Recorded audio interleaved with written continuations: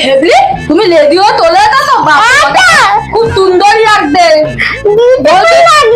Beautiful কিন্তু দামাটা তো পাল্টাতে পারতে সেই একই দামা তুমিও তো একই দামা বলে তো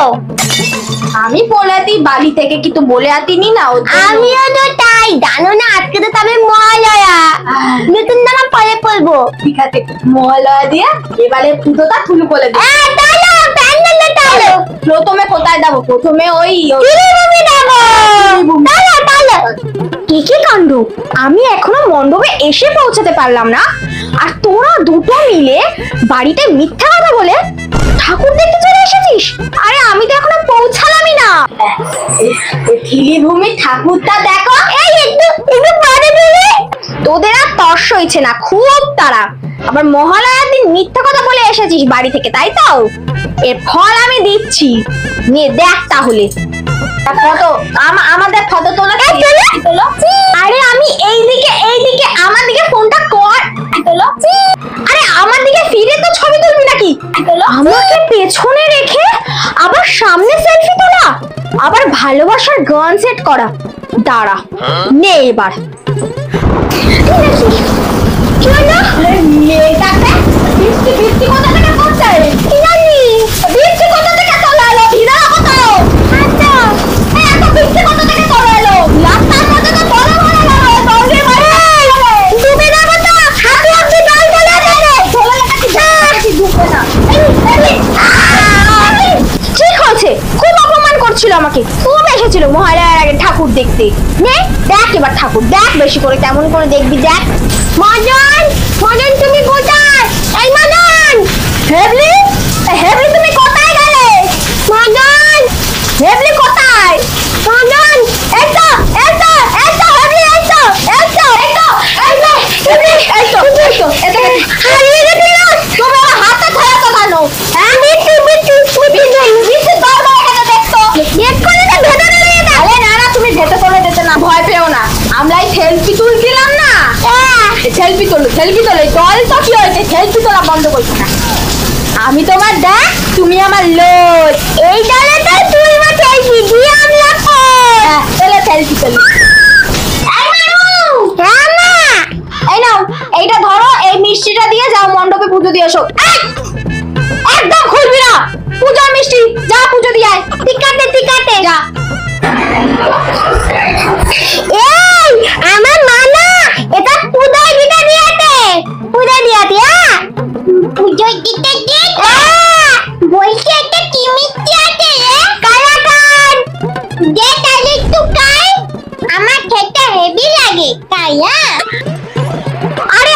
তোরা কি করছিস মিষ্টিটা তো আমার ছিল তোরা খেয়ে নিলি এই তুই এত করে নিলি কেন কোথাতে লাগিয়ে দিলে এত তখন কোলে দিয়ে দি ধান লাগিয়ে নি এদিকে আমার খিদে পেটটা চোচো করছে আর ওদিক দিয়ে মিষ্টিটা খেয়ে নিল দাঁড়া দেখ কি করি আটার মিষ্টি তুই বললো কেন আটাটা তো মেট ছিল না আজকাল ঠাকুরের মণ্ডপে গিয়ে ঢুকি এই ঠাকুরের মণ্ডপে ঢুকবো কি করে এখন চল হাতে দল হয়ে গেছে ভালো লাগে না এই তো দুদিন আগে দলটা নামলো আমার কেন বৃষ্টি হচ্ছে ভালো লাগে না এই জলে ভেসে ভেসে বাড়ি গিয়ে এবার মিষ্টি খা দিন দিন মর্তবাসী যেন কিরকম একটা হয়ে যাচ্ছে আমার ভালো লাগছে না প্রাণনাথ সবাই যেন রিলসের কম্পিটিশনে নেমেছে আমাকে কেউ ভালো করে প্রণাম টুকুও করে না এই যা বা কয়েকটা প্রণাম ঠুকছে ওই ভিডিও করে লোক দেখাচ্ছে মন থেকে কেউ করছে না এই মর্ত আমার চেনা মর্ত নয় প্রাণনাথ আমার ভালো লাগছে না আজকে একটু দলটা কমাতে এই আমরা দুজন একা একা ঠাকুর দেখতে এসেছি কেমন লাগবে না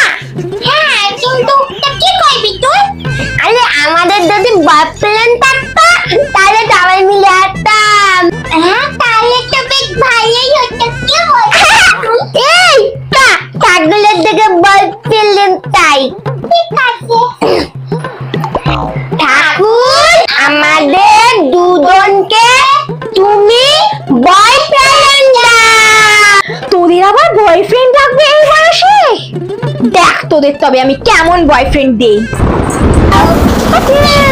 কেন এত জোরে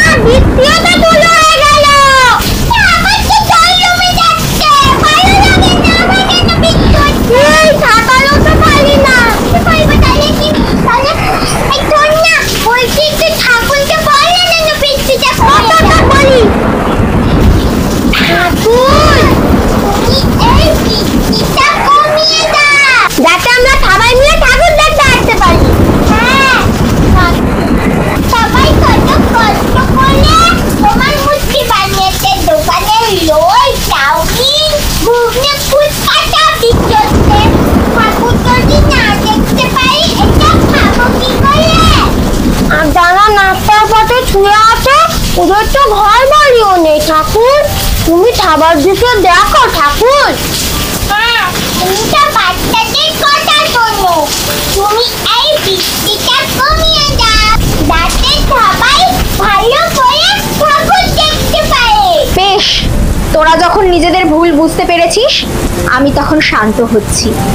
আমি তো মা, সন্তানের ভালোটা যেমন আমি বুঝবো, তেমন সন্তান যদি কোনো খারাপ কাজ করে তাকে শাস্তি দেওয়াটাও আমারই কর্তব্য। তার ভুলটা তার চোখে আঙ্গুল দিয়ে দেখিয়ে দেওয়াও আমারই দায়িত্ব। মর্তবাসীকে তাদের ভুল বোঝানোর জন্যই আমি তাদের শিক্ষা দিয়েছি। কিন্তু আমি তো মা, আমি তো আমার সন্তানের কষ্ট সহ্য করতে পারি না। তাই আমি এই দুরবস্থা কাটিয়ে দিচ্ছি। তোরা সবাই আজ থেকে ভালোভাবে ঠাকুর দেখতে পারবি। এই বৃষ্টি মারাটা কমে গেছে। হ্যাঁ, ঠাকুর তো কথা